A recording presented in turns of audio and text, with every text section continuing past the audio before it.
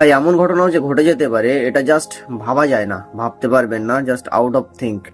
মানে আমি এমন একজনের কথা আজকের ভিডিওতে বলবো, তিনি হচ্ছে পৃথিবীর একজন প্রফেশনাল বডি বিল্ডার এবং সব থেকে বড় কথা হচ্ছে ওয়ার্ল্ডের প্রথম একজন এমন ব্যক্তি যে কিনা ভেজিটেরিয়ান, এবং তিনি দেখিয়ে গিয়েছেন যে মাছ মাংস না খেয়েও বডি বিল্ড আপ করা যায়।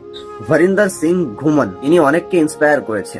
2009 সালে ইনি মিস্টার ইন্ডিয়া ছিলেন, তারপরে ইনি মিস্টার এশিয়ার দ্বিতীয় স্থান অধিকার করেন। এশিয়া মহাদেশের বডি বিল্ডিং এর ইনি ব্র্যান্ড অ্যাম্বাসেডর থেকেছেন, অনেক মুভিতে কাজ করেছেন। ইনি একজন অ্যাক্টরও, সাথে সাথে বডি বিল্ডার যেমন ছিলেন তার সাথে একজন অ্যাক্টরও ছিলেন ভালো। এবং এনার মতো একজন ব্যক্তির যে হঠাৎ করেই এরকম একটা হার্ট অ্যাটাকে মৃত্যু হয়ে যাবে, সেটা অনেকের কাছেই এটা একটা মানে চিন্তার বিষয়। কেউ ভাবতেও পারছেন না যে এটা কিভাবে হলো। বিষয়টা হলো যে 9 অক্টোবর এনার শোল্ডারে একটা প্রবলেম দেখা দেয় এবং তার জন্য একটা ছোট্ট সার্জারির প্রয়োজন হয়, এবং সেই মতো ইনি হসপিটালে ভর্তি হন। অ্যাডমিট হওয়ার পর এনার সার্জারির সমস্ত কিছু অ্যারেঞ্জমেন্ট হয়। সার্জারি চলছিল, সার্জারি চলাকালীন এনার হঠাৎ করেই কার্ডিয়াক অ্যারেস্ট আসে এবং সেটাতেই এনার মৃত্যু হয়ে যায়। ডক্টররা 30 মিনিটের উপরে সিপিআর দিয়েছে, কিন্তু তারপরেও এনাকে বাঁচানো সম্ভব হয়নি, এনার মৃত্যু হয়ে গেছে।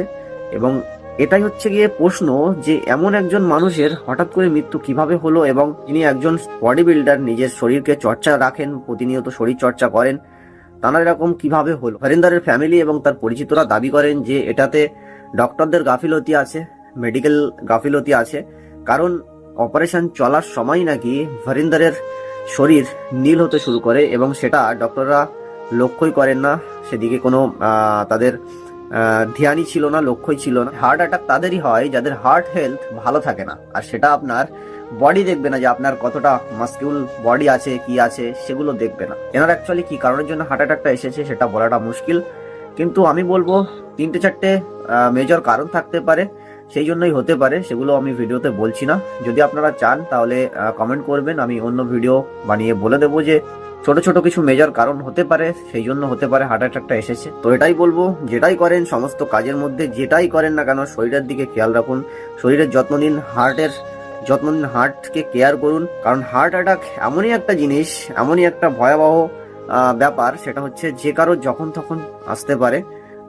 সেই জন্য হার্টের কেয়ার করুন, এমন কিছু করবেন না যেটা হার্টের হেলথটাকে নষ্ট করছে দিনের পর দিন, সেটা আপনি বুঝতেও পারছেন না।